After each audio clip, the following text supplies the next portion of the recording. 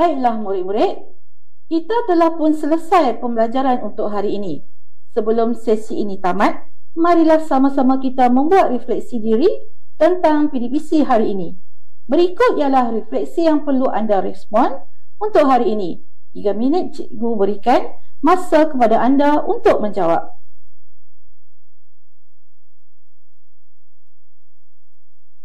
Baiklah.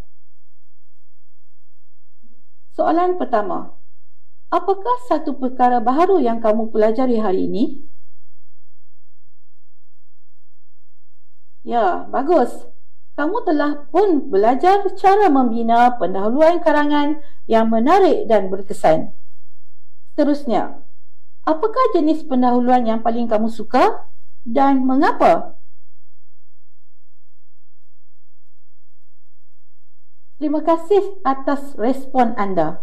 Anda semua suka pendahuluan jenis sejarah, bukan?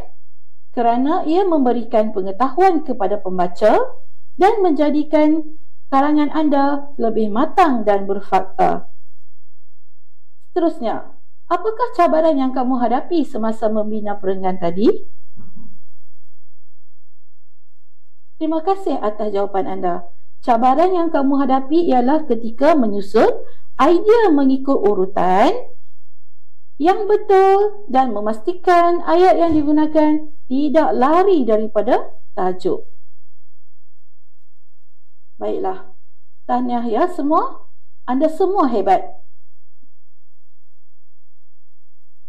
Baiklah murid-murid, kita telah pun selesai pembelajaran hari ini.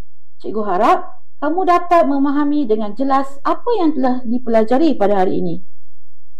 Dan kamu dapat mengaplikasikannya dalam tugasan yang telah cikgu berikan.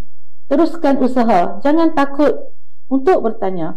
Sekiranya kamu mempunyai sebarang masalah, segera berjumpa dengan cikgu. Jumpa lagi di dalam sesi pembelajaran yang akan datang. Terima kasih.